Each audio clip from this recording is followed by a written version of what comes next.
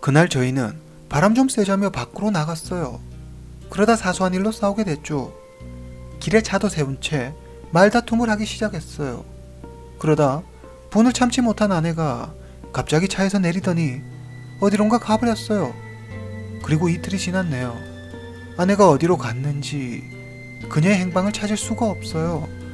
제발 제 아내 좀 찾아주세요. 한 남성이 자신의 아내가 사라졌다며 다급한 목소리로 경찰에 도움을 요청합니다.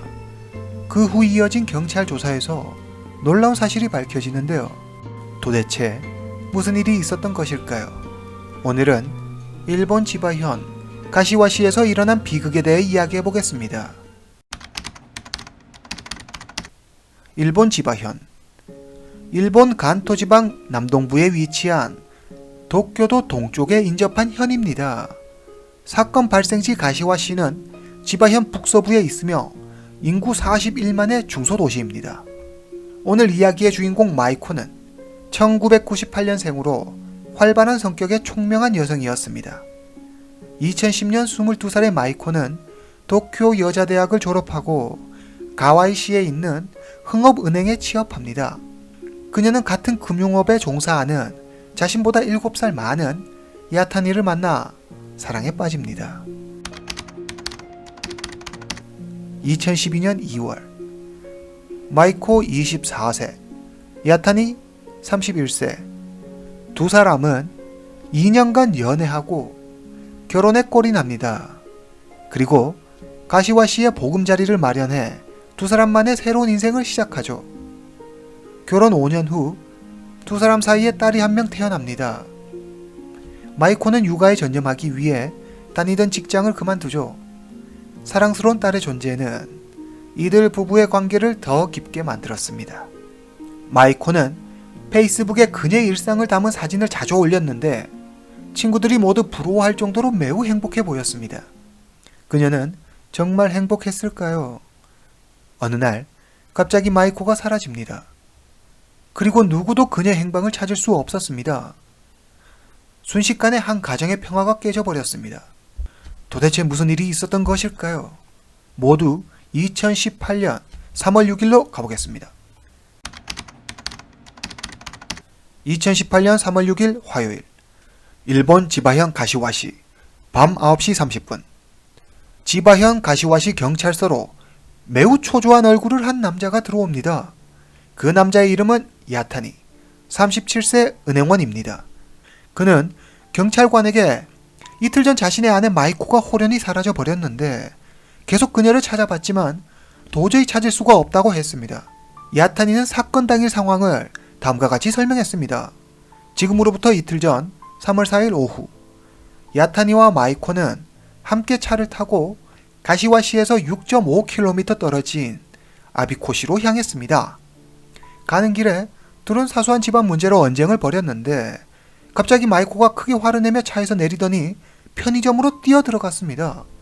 야타니는 시간이 지나면 좀 누그러져서 금방 돌아올 거라 생각하고 차 안에서 기다렸지만 1시간이 다 되어 가도록 그녀는 돌아오지 않았습니다. 그는 마이코가 기분 전환을 위해 어디론가 갔겠거니 생각하고 혼자 집으로 돌아왔습니다. 그리고 이틀이 흘렀습니다. 마이코는 집으로 돌아오지 않았을 뿐만 아니라 연락조차 되지 않았습니다. 야타니는 아내가 사고라도 당한 것이 아닌가 걱정이 됐고 점점 불안감이 커져 경찰서에 신고하게 됐다고 말했습니다. 특히 1살밖에 되지 않은 딸을 위해서라도 아내 마이코를 꼭 찾아달라고 부탁했습니다. 야타니의 신고를 접수한 경찰은 즉시 수사에 착수했습니다. 3월 7일 아침, 경찰은 우선 사건 당일 마이코가 화가 나 들어갔다던 편의점을 찾아갔습니다.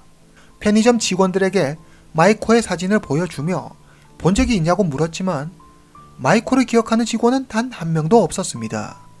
경찰은 남편 야타니의 진술에 따라 그녀의 행적 중 마지막으로 확인된 편의점과 그 주변의 CCTV를 모두 확보해 자세히 살펴본 결과 3월 4일 사건 당일 야타니의 차가 편의점 부근에서 꽤 오랜 시간 머물렀다는 것을 확인했습니다.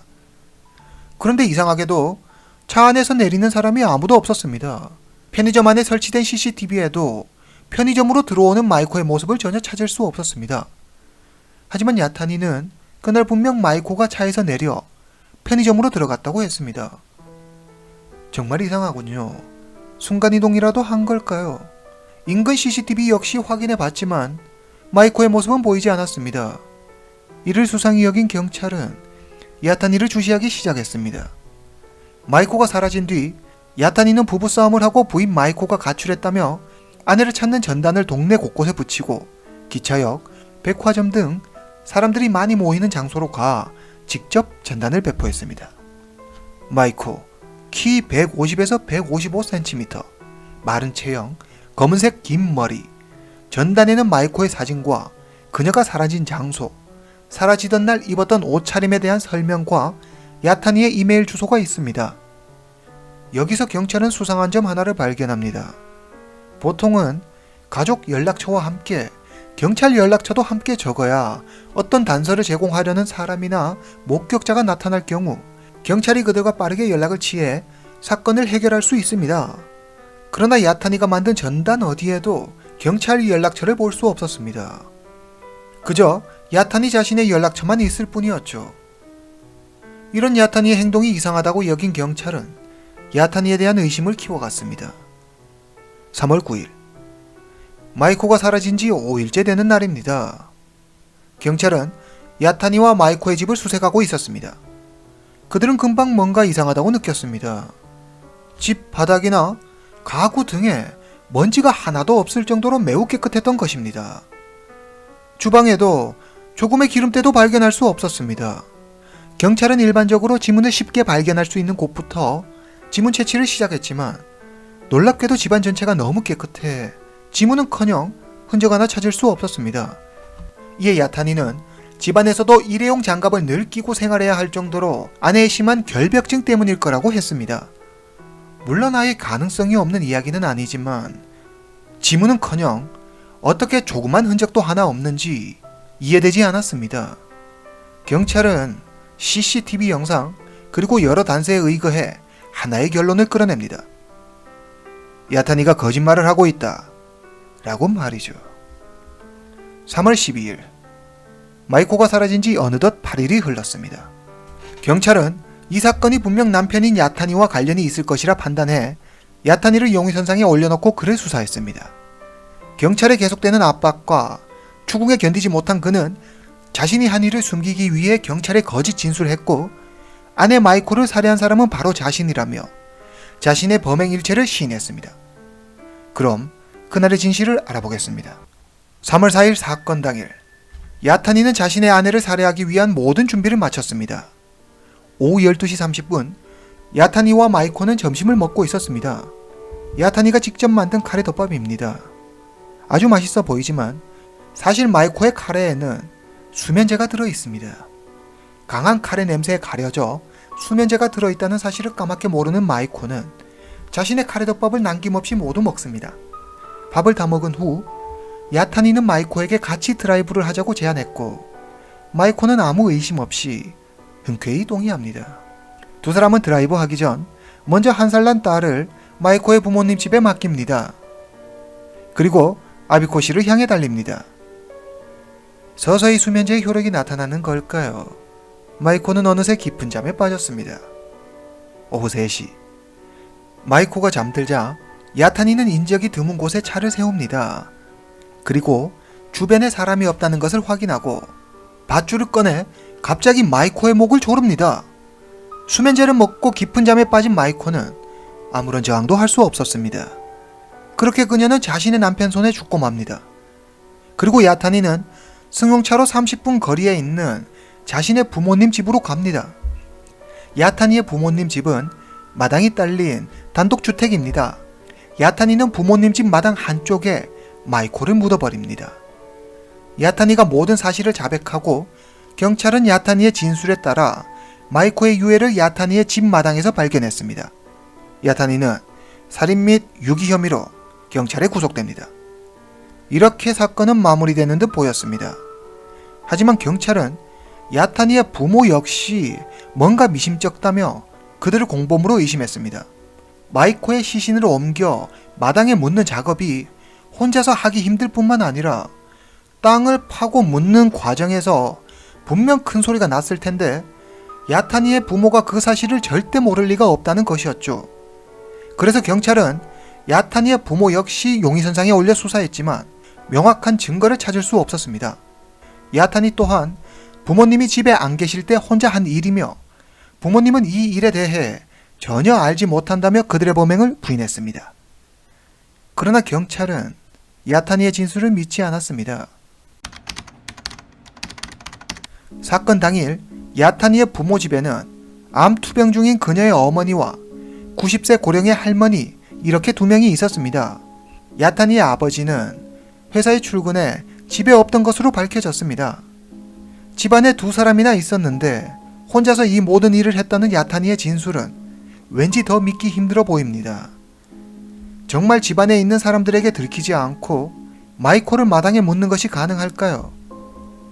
야타니의 어머니를 수상하게 여긴 경찰은 그녀의 주변을 수사했습니다. 그리고 결정적 단서를 하나 찾아냅니다. 수면제를 준비해. 그리고 관이 필요해.